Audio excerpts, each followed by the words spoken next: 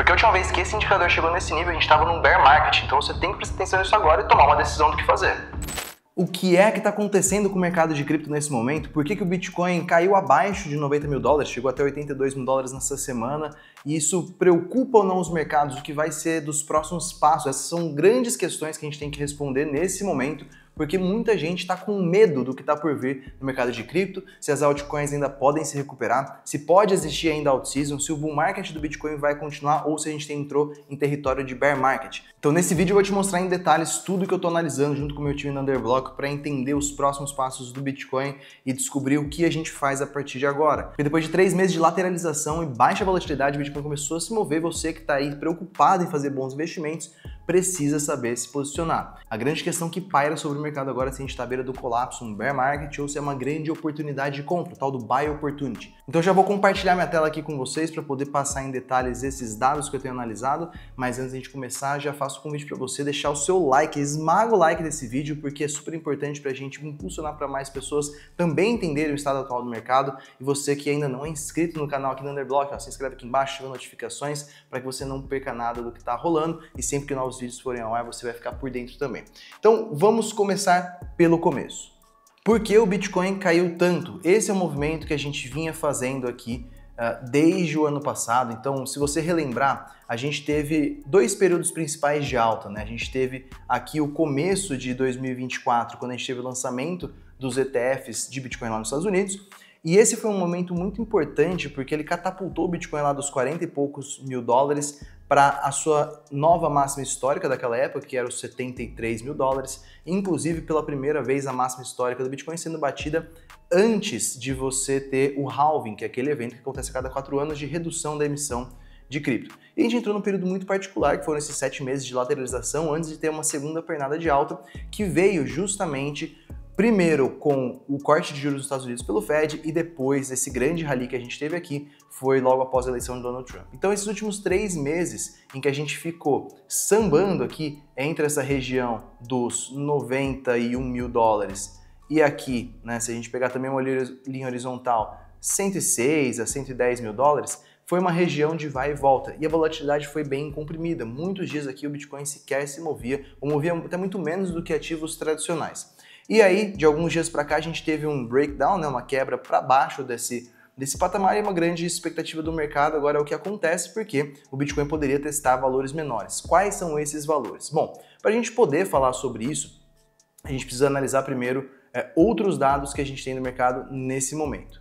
Um desses dados é a saída mais acentuada de capital dos ETFs de Bitcoin nesses últimos dias. A gente vê que nessa região lateral a gente alternou entradas e saídas, mas se você pegar a última semana principalmente, teve saídas mais fortes. Eu tomo sempre cuidado para analisar isso porque, como você tem muito mais capital agora do que você tinha no ano passado nesses ETFs, as saídas são proporcionais a mais capital também. Então elas vão parecer maiores. Eu gostaria, na verdade, de olhar isso aqui proporcionalmente, né, em percentual do valor depositado nos ETFs, mas ainda assim é uma boa forma da gente ver que tem uma saída que é provocada por, provavelmente nesse caso, investidores de curto prazo ali que estão se desfazendo das suas posições com medo do que está acontecendo. Provavelmente eu digo nesse caso, porque a gente não tem exatamente os dados para analisar, mas quando a gente vai para os dados on-chain isso fica muito claro, depois eu vou mostrar para vocês. É o dado que a gente vê, por exemplo, nesse tweet. Embora ele seja específico de um momento da quarta-feira agora recente, ele tem refletido muito da dinâmica do mercado nas últimas semanas. Quando você pega as vendas que foram feitas dentro de um certo período e a gente separa pelo tempo em que aquele Bitcoin foi holdado, foi mantido em posse pelo investidor, você vê que ninguém que tem Bitcoin há mais de 10 anos vendeu, ninguém que tem Bitcoin entre 7 e 10 anos vendeu, ninguém que tem entre 5 e 7 anos vendeu, e por aí vai. E as vendas começam principalmente no grupo de 1 a 3 meses para baixo, ou seja, investidores que estão mais recentemente posicionados. Esses são os panic sellers, são os investidores que estão vendendo por pânico.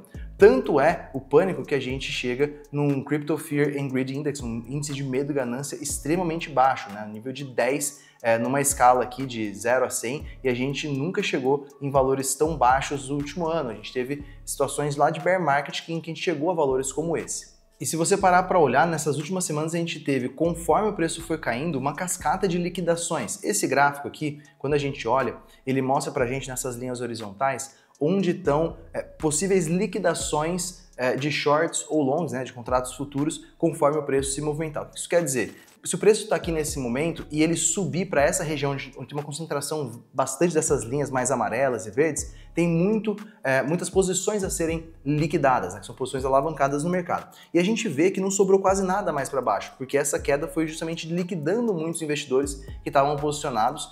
E como sempre, eu sugiro que você não entre em alavancagem, porque isso aumenta muito o seu risco de perder, embora você esteja certo no fundamento.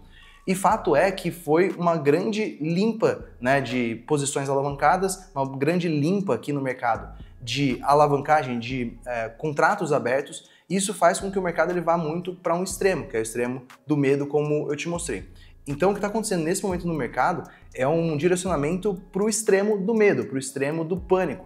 E todas as vezes que a gente chega em situações como essa, a gente tem que se lembrar que o mercado ele não vive de extremos, ele não passa muito tempo nos extremos. Ele normalmente reverte a média. Então eu teria muito cuidado para você sair vendendo todas as suas posições, porque você entrou junto com a manada nesse grande medo que está permeando o mercado nesse momento. Então, se eu fosse resumir o que está acontecendo nesse momento no mercado, para mim é uma mini capitulação de investidores, principalmente com viés mais de curto prazo, que não é o meu viés e acredito que não é o seu também, mas que estão preferindo não estarem expostos ao preço desses ativos agora, porque eles vêm de uma sequência de eventos capitulatórios. Né? A gente tem desde os chacoalhões de mercado que a gente teve com o lançamento da moeda do Trump, da Melania, até, se você lembrar, não faz muito tempo, mas foi uma sequência de cada final de semana com alguma notícia impactante, como o surgimento do DeepSeek e os questionamentos sobre a Nvidia. Depois a gente teve tarifas lá nos Estados Unidos, a gente teve a Libra com o Milei, a gente teve o hack da Bybit. Então uma série de eventos que, principalmente para o investidor que está mais recente nesse mercado, vai minando a confiança dele. A minha confiança está inabalada, porque eu já passei por muitos casos aqui e sei que isso é completamente normal, embora seja ruim um desses eventos, né? Um ou outro evento ele seja ruim, mas ele é perfeitamente normal dentro de um processo de crescimento do mercado como de cripto. Mas para o investidor que está aqui há menos tempo, esse cara está panicando. E é isso que está levando, provavelmente, os preços a caírem, pelo menos essa a minha análise nesse momento. Agora, um ativo que também acabou corrigindo bastante recentemente, para mim ainda é um dos melhores em termos de fundamentos para esse ciclo, foi Solana.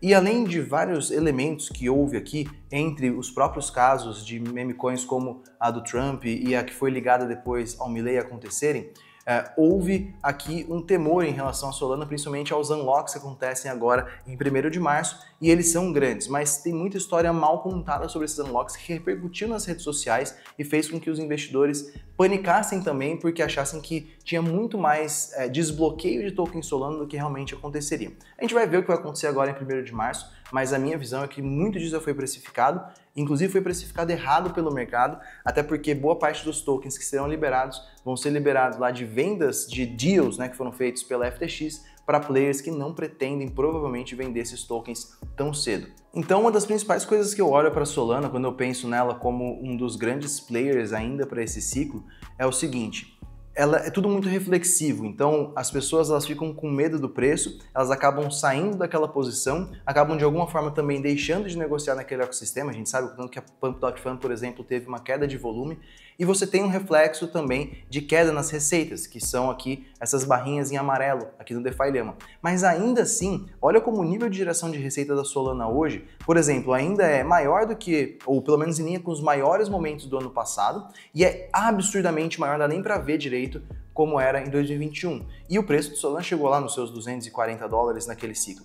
Então, eu acredito que Solana evoluiu muito também de 4 anos para cá, e apesar dessa grande volatilidade por conta de todo o sentimento do mercado que permeia esse ambiente mais complexo que é o ambiente da Solana, né, uma competidora do Ethereum, ela ainda tem fundamentos muito bons e para mim é um dos grandes cavalos para a gente montar aqui e correr por esse bull market como um todo. É claro, você não precisa se sobrealocar em Solana, você tem que ter uma exposição controlada, mas para mim continua sendo um ativo que sofre no curto prazo, mas tende a ser ainda uma boa opção para médio e longo prazo. E a gente não pode deixar de falar do Ethereum também, que tem sofrido muito em relação ao Bitcoin. Se você pegar, aqui vou até deixar no gráfico semanal, né, para a gente ver com mais detalhes, o Ethereum ele vem em queda contra o Bitcoin nesses últimos 2 anos praticamente.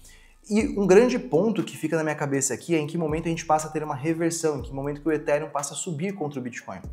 É muito importante que isso volte a acontecer, porque para mim é um dos grandes catalisadores de uma nova alt-season e eu acredito que isso pode estar próximo. Se você olhar no gráfico mensal, é a primeira vez, né, na história desse par, pelo menos na história que a gente tem aqui em termos de histórico, em que você tem uma sobrevenda, né, o RSI lá embaixo, e você começa a ensaiar uma recuperação ou um fundo quando você vai para o gráfico diário, né? Uma certa estabilização do Ether contra o Bitcoin. Ou seja, mesmo com uma queda mais forte do Bitcoin, o Ethereum tem se mantido em linha com ele. Então eu gostaria muito de ver um fundo sendo formado aqui no par Ethereum Bitcoin para que a gente pudesse ver uma retomada do ETH e consiga uma retomada também das altcoins, e aí sim a gente pode pensar no alt-season mais forte, nesse elemento também reflexivo, né, de Bitcoin subindo mais forte, altcoin subindo ainda mais com a retomada do Ethereum. Então a questão é, para onde vamos agora? Para você que está observando os preços, essa é a grande questão. O Bitcoin, ele corrigiu a partir dessa barreira aí dos 90 mil dólares, estava segurando os preços, viemos para 82. Bitcoin pode cair mais? Até pode, mas note como a gente está no nível de sobrevenda aqui, pegando pelo RSI, que é o nível de sobrevenda que a gente não teve ao longo desses últimos meses, né? Até quando você pega aquele crash de 5 de agosto do ano passado, o nível de sobrevenda foi até menor, a recuperação foi mais rápida. A última vez que a gente teve um RSI tão baixo foi em agosto de 2023 e antes disso só lá no bear market. E a mesma coisa acontece quando a gente olha para o Fear and Greed Index, ou o índice de medo e ganância. A gente está em números extremos aqui para baixo que só foram vistos lá no bear market. Ou seja, a gente provavelmente está próximo de um ponto de reversão, porque o mercado não mora nos extremos, ele não passa muito tempo nos extremos. Tudo vai depender agora do apetite do mercado a risco, de novos catalisadores. A gente poderia vir para valores mais baixos, como 78 mil dólares, para fechar o CME Gap, que foi criado lá no ano passado, mas eu vejo uma cascata de liquidação, uma cascata de pessimismo que muitas vezes indica para mim um fundo local. Então, quando eu olho por todas essas lentes, para mim, o Bitcoin ele precisa em algum momento, muito em breve, buscar uma recuperação. Acredito que isso vai acontecer, mas ainda assim, eu gosto de falar para você, ó, zoom out, olha por uma perspectiva mais ampla. Mesmo que você olhe aqui no gráfico mensal, você ainda tem um processo de alta muito claro, e correções como essa, elas vão acontecer. Se você pegar a correção desse mês, por exemplo, ela está aqui na casa dos 17%, em relação ao topo, algo como 20 e poucos por cento. E veja como a gente teve drawdowns de forma até mais aguda em ciclos passados e está bem em linha com os drawdowns desse ciclo atual. Ou seja, a gente ainda está dentro da normalidade aqui, é difícil passar por esses momentos, mas é quando você se lembra dos fundamentos que você pode realmente se posicionar muito bem. Ou seja, a minha pergunta para você nesse momento é, você está aqui para o longo prazo, você está aqui pelo crescimento do mercado? Se sim, você deveria se desesperar menos com movimentos como esses e aproveitar quando for possível para você para fazer o seu DCA com consciência.